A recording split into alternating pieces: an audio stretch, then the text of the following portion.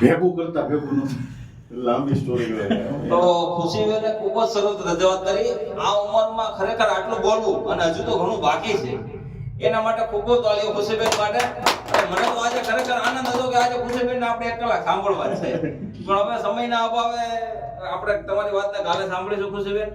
તો આ સાથે હાલો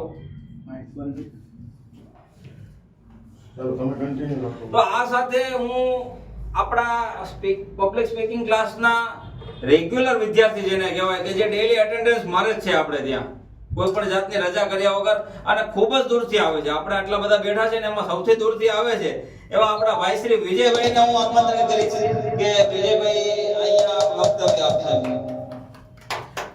સાહેબ દૂરથી આવે, વલસાડથી. સાહેબ અહીંયા વિડિયો છે. હેલો. હેલો, થેન્ક યુ, તમારો બધાનો આભાર કે મને આ ગૌતમભાઈ એક બોલવાનો મોકો આપ્યો. આ ખૂબ આયોજન છે સતાસ્યા પરિવારનું 20મા સ્નેહ મિલનનું. એકવાર એની માટે જોરદાર તાળી થઈ જાય. અને જે આપણા પરિવારમાં મહેમાન ગતિ કહેવાય, આપણા પહેલા તો ગુરુ કે તાપી કિનારે રામમઢી આવ્યું એના મૂળદાસ બાપા કે આપણા ગુરુજી, એને માટે એકવાર જોરદાર તાળી થઈ જાય.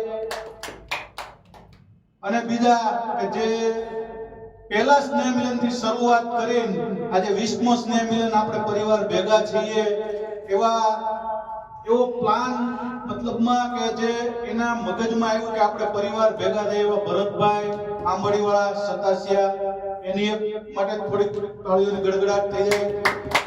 એવા ભરતભાઈ જે બીજા ઉપપ્રમુખ છે, એવા જીતેન્દ્રભાઈ જેવા ઘણા લોકો છે કે આ સ્નેહ મિલનનો ફાળો છે એના માટે. તો ઘણી એ બધા માટે એકવાર તાળી થઈ જાય, સ્વયંસેવકો માટે. અને તમે બધા મને એક તક મળી છે કે મારા પરિવાર માટે મારે કંઈક કરવું છે, તો એક તમારા બધા માટે એક તાળી થઈ જાય કે એક મને એવો મોકો મળે કે તમને કંઈક મારામાંથી પ્રેરણા મળે. અને મારો પરિવાર છે તો મારે એને કંઈક જાગૃત કરવા માટે કાંઈ પણ એક સંદેશ આપવો છે. તો પહેલા તો મને ખાલી એટલું કહો કે 1 થી 6 વર્ષના બાળકમાં કોઈને ભગવાન દેખાય છે? કેટલાને દેખાય છે? આમાંથી હાથ ઊંચો કરો. નો દેખાતા એવા પેલા ભાઈ છે. નથી દેખાતા? કાંઈ વાંધો નહીં, તમને એક પ્રયોગ કરીને બતાવી દઈએ. ભગવાનનું રૂપ હોય જ છે 1 થી 6 વર્ષના બાળકમાં. હવે પહેલી એક વાત કે ભાઈ દૂધનો ગ્લાસ આપો એ ટેબલ ઉપર, અને પેલા ભાઈને અંબાવો કે ભાઈ એમાં એક આંગળી નાખીને જોવો તો એમાં માખણ કે ઘી છે દૂધમાં. દેખાય છે તમને? પણ હાલો નથી દેખાતું, પણ એ સાબિત તમે કરો કે એ દૂધમાં માખણ કે ઘી બને જ ને? બસ એ જ પ્રકારે 1 થી 6 વર્ષનું જે બાળક છે ને, ભગવાનનું રૂપ છે. એને તમારે ખાતા ન શીખવાડવું પડે. એ જન્મે ત્યાંથી એ દૂધ પીએ છે. 6 વર્ષથી 7મા વર્ષમાં જાય ને એટલે આપણે એને ત્રોફા પીવડાવવા લઈ જઈએ છીએ.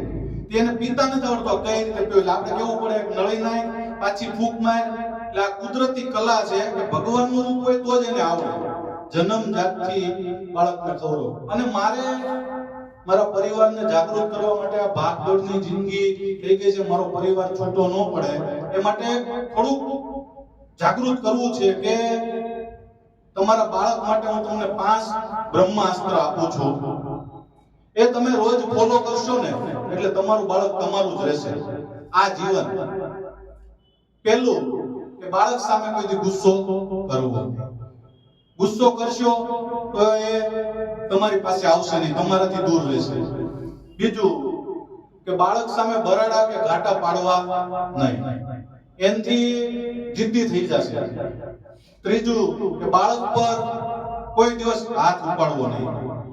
જો હાથ ઉપાડજો તો એની સંવેદનના કોઈ બેસશે, એનું જે આદર્શ હાથ એને બધો પાણો થઈ જાય છે, પથ્થર થઈ જાય છે, માર ખાય ખાય.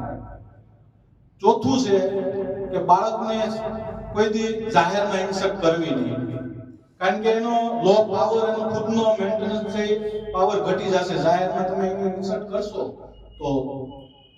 પાંચમું છે કે બાળકને કોઈ ઓછું નહીં કરવાનું, એમ નહીં કહેવાનું કે તારથી કાંઈ ન થાય.